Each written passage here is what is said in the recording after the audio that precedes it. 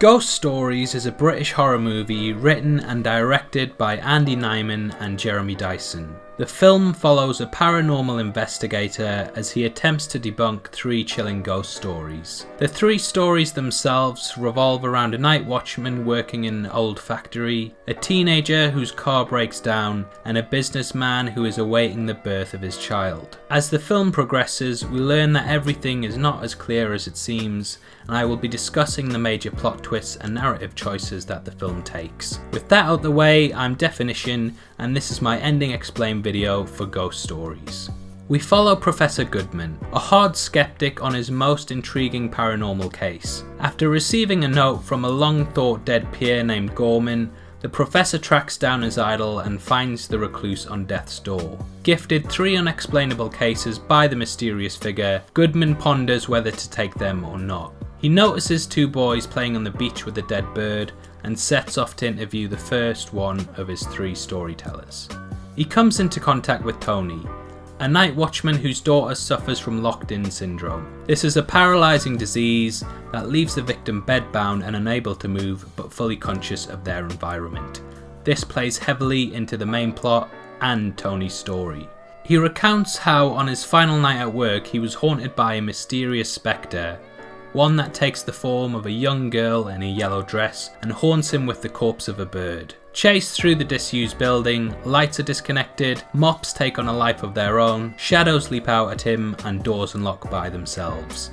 Eventually, Tony is led into a room filled with mannequins. To me, they symbolise his daughter. Lifeless to look at, there is still something within. When attacked by a ghost that puts its finger in his mouth, Tony comes to the terrifying realization that he has abandoned his daughter, and the next day he goes to visit her once more in the hospital. This story guilt trips the professor into visiting his father, who too suffers from locked-in syndrome, but there is little he can do. Racked with the guilt of abandoning him, he journeys out to see the second of his cases, Simon. This mysterious boy has strange photographs on the wall of boys playing in a dark tunnel, parents with their back turned, and a strange boy running around upstairs. The house as a whole will send shivers up the spine of anyone who watches it, and it is the perfect setting for the character. Simon's story centres around him driving home and hitting a satyr. This half man, half ghost monster chases him into the woods where he is attacked by a tree. Since his attack, Simon has barricaded himself into his home, afraid to answer the door, and this once again plays into the locked-in motif that would come at the film's conclusion. The professor leaves, but when driving home, he hallucinates and sees himself trapped in his car, dying. Mike is the final story. This rich countryman talks about the night his wife gave birth to their son, and how even though he was what many would consider deformed, he still loved him even if no one else did. This story is littered with symbols such as a girl in a yellow dress, and many locks and keys. During its telling, Goodman notices a strange boy in a parka coat following him, and when Mike commits suicide at the story's climax, it's clear that things aren't as they seem. The professor races back to Gorman, who reveals himself to be Mike in disguise. Tearing through the scenery, he transports the professor to his childhood, where the true meaning behind each tale is revealed. As a child, the professor witnessed 2 bullies force a mentally disabled child named Kojak into a tunnel where he had an asthma attack and died.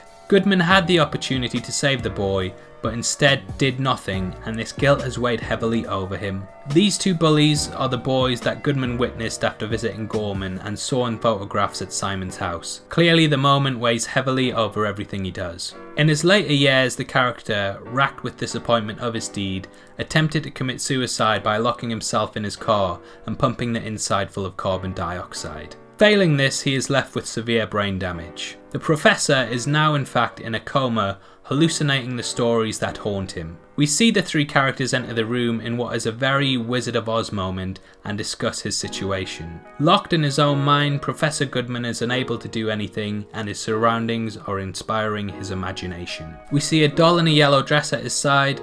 Tony uses a mop to clean the floor, a bird hits the window, the hospital equipment that Gorman had surrounds his bed, Mike shines lights in his eyes, and a finger-like tube hangs out of his mouth. Similar to Tony's daughter, Simon and Mike he is locked in his own mind, unable to change the horrible mistake that he made as a child. There are several interpretations to be taken from ghost stories, and the film definitely climaxes in a way that means there's no real clear-cut answer to exactly what is real and what is in Goodman's imagination. I love the repetition of locks and keys and how many things from the past played off in the final scene. Recently I read the graphic novel Watchmen by Alan Moore, Dave Gibbons and John Higgins, and in that there's a chapter called Old Ghosts, in which the characters have to deal with their past coming back to haunt them. That graphic novel discusses how ghosts are not ghosts, but they are in fact our memories coming back and reminding us of horrible things that we have done, which is why they horrify us so much. Metaphorically, Professor Goodman has had to deal with his own ghosts, and the skeletons in his closet have haunted him until he viewed death as the only escape. Failing in his final act, he must now live out the rest of his life, trapped in a bed where his own personal ghost manifests every thought he has, a never-ending nightmare. So what did you think of ghost stories? Personally, I thought the film had some very tense moments, but failed to deliver as much as I'd hoped.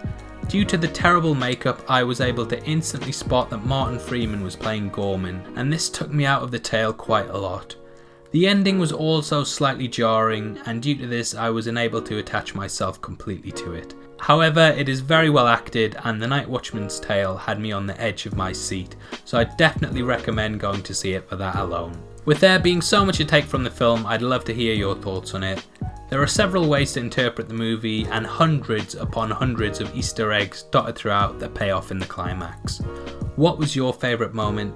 Comment below and let me know, and if you like this video, please check out the recent ending explanation that I did for A Quiet Place.